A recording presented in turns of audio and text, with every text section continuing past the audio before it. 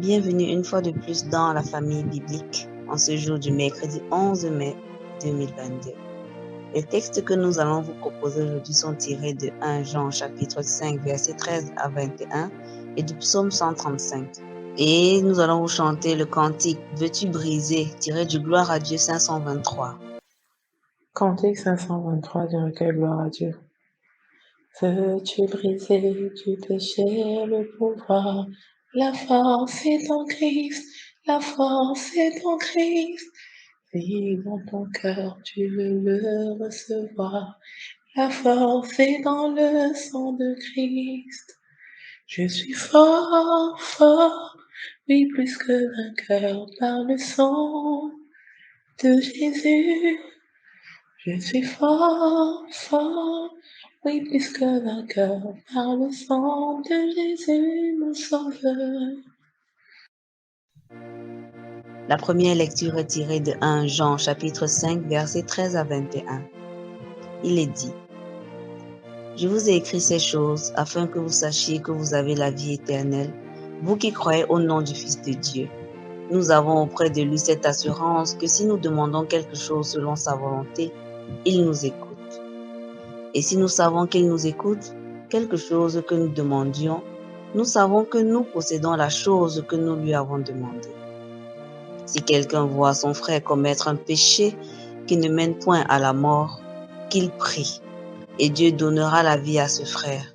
Il la donnera à ceux qui commettent un péché qui ne mène point à la mort. Il y a un péché qui mène à la mort. Ce n'est pas pour ce péché-là que je dis de prier.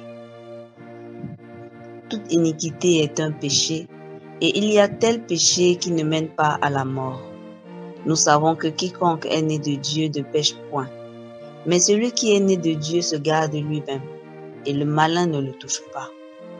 Nous savons que nous sommes de Dieu, et que le monde entier est sous la puissance du malin. Nous savons aussi que le Fils de Dieu est venu, et qu'il nous a donné l'intelligence pour connaître le véritable. Et nous sommes dans le véritable, en son Fils Jésus-Christ. C'est lui qui est le Dieu véritable et la vie éternelle. Petits enfants, gardez-vous des idoles. Amen. Le deuxième texte est tiré du psaume 135. Louez l'Éternel, louez le nom de l'Éternel, louez-le, serviteur de l'Éternel. Qui vous tenez dans la maison de l'Éternel, dans les parvis de la maison de notre Dieu. Louez l'Éternel, car l'Éternel est bon. Chantez à son nom, car il est favorable. Car l'Éternel s'est choisi Jacob, Israël, pour qu'il lui appartint. Je sais que l'Éternel est grand et que notre Seigneur est au-dessus de tous les dieux. Tout ce que l'Éternel veut, il le fait, dans les cieux et sur la terre, dans les mers et dans tous les abîmes. J'étends mes mains vers toi. Mon âme soupire après toi, comme une terre desséchée. Hâte-toi de m'exaucer, ô Éternel.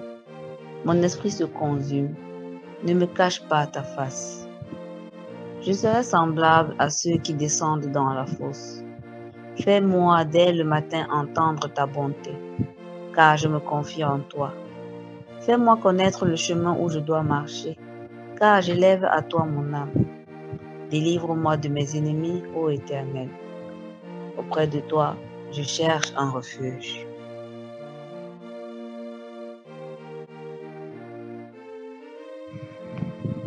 Éternel, ton nom subsiste à toujours. Éternel, ta mémoire dure de génération en génération. Car l'Éternel jugera son peuple et il aura pitié de ses serviteurs. Les idoles des nations sont de l'argent et de l'or. Elles sont l'ouvrage de la main des hommes. Elles ont une bouche et ne parlent point. Elles ont des yeux et ne voient point. Elles ont des oreilles et n'entendent point. Elles ont point de souffle dans leur bouche. Ils leur ressemblent, ceux qui les fabriquent, tous ceux qui se confient en elles. Maison d'Israël, bénissez l'Éternel. Maison d'Aaron, bénissez l'Éternel. Maison de Lévi, bénissez l'Éternel. Vous qui craignez l'Éternel, bénissez l'Éternel. Que de Sion l'on bénisse l'Éternel qui habite à Jérusalem. Louez l'Éternel. Amen. Chers auditeurs des Minutes Bibliques, bonjour et bienvenue à la dévotion matinale du mercredi 11 mai 2022. Le serviteur de Dieu Henri Joël Mendy pour vous servir ce matin. La première épître de Jean qui fait l'objet de notre méditation ce jour nous parle de la foi.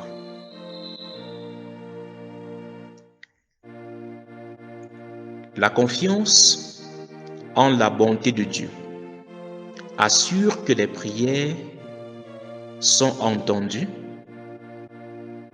si elles sont conformes à sa volonté. Prier pour le pardon des fautes de nos frères correspond à la volonté de Dieu. Ce n'est donc pas une œuvre contraire au désir de l'Éternel Dieu que de prier pour le pardon des fautes de nos frères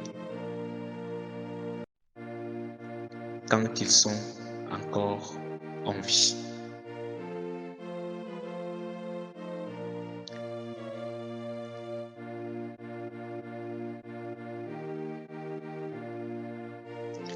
Un seul péché conduit à la mort. Avoir connu la vérité de la foi et en renier les fondements. Raison de plus pour redoubler en ces temps difficiles de vigilance dans notre marche avec Dieu. Comme le Seigneur pouvait dire, il est dangereux pour un homme de mettre la main à la charrue et de regarder en arrière. Trois affirmations solennelles de notre texte viennent fortifier la foi. La première affirmation, la puissance du Christ permet de ne plus subir la domination du péché. Autrement dit, la victoire sur le péché ne dépend pas de la capacité humaine, mais est le fait même de l'œuvre du Seigneur Jésus-Christ, qui nous donne d'avoir cette victoire. D'où la nécessité pour tous ceux qui vivent dans le péché de revenir au Seigneur Jésus-Christ. Sans lui, il n'y a pas de victoire sur le péché. La deuxième affirmation, la foi donne la certitude d'être unis à Dieu. Dans un monde où les gens ne savent pas réellement si Dieu les écoute, s'ils sont unis à Dieu, s'ils sont enfants de Dieu, ou n'ont même pas l'assurance du salut. Cette affirmation nous donne donc de comprendre que la confiance en Dieu donne la certitude d'être unis à lui. Bien-aimé, en qui as-tu mis ta confiance? En toi-même, en tes capacités? As-tu mis ta confiance dans des tierces personnes? As-tu mis ta confiance dans des forces éphémères, des puissances mystiques, ésotériques que le monde propose? Pour avoir la certitude d'être unis en Christ ou en Dieu, nous devons avoir foi en Jésus-Christ. Troisième affirmation, L'intelligence consiste à reconnaître Jésus comme vrai Dieu capable de donner la vie éternelle. L'intelligence ici ne consiste donc pas à avoir des formules mathématiques livresques ou des connaissances livresques ou savoir manier la langue, connaître l'histoire, maîtriser les sciences, comme le monde semble nous présenter aujourd'hui. Mais l'intelligence consiste à reconnaître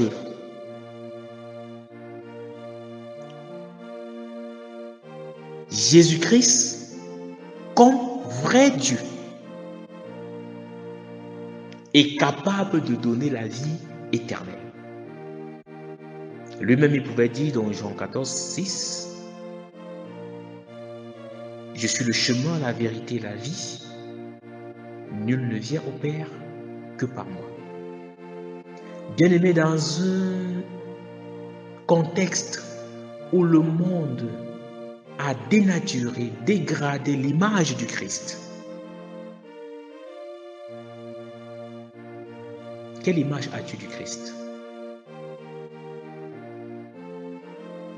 Reconnais-tu Christ comme le vrai Dieu, capable de donner la vie éternelle? C'est la condition pour être sauvé. Et c'est ça, être intelligent. Plusieurs d'entre pensent être intelligents dans notre monde parce qu'ils ont de très bonnes notes à l'école, parce qu'ils ont des connaissances humainement développées, mais devant Dieu, ils sont sans intelligence. L'apôtre Jean nous amène donc à cette conclusion. Toute autre idée sur Dieu que ce que présenté par l'apôtre serait inacceptable. Serait de la folie. Bien-aimé peuple de Dieu, en Christ, nous avons l'assurance de l'exaucement de nos prières si nous lui faisons confiance et si nous lui demandons toutes choses selon sa volonté. En Christ, nous avons l'assurance d'être unis à Dieu, l'assurance du pardon de nos fautes, de nos péchés et l'assurance de la vie éternelle. Que le Seigneur nous donne donc au cœur des multiples tribulations, difficultés que le monde nous propose, de garder nos assurances en la personne de Jésus-Christ, celui sans qui notre vie n'aura guère de sens. Qu'il bénisse en nous sa parole et qu'il éclaire notre journée. Au nom du Père, du Fils et du Saint-Esprit. Amen. Mes chers frères et sœurs en Christ, une fois de plus, je vous remercie pour votre attention et que la paix du Seigneur soit toujours avec vous.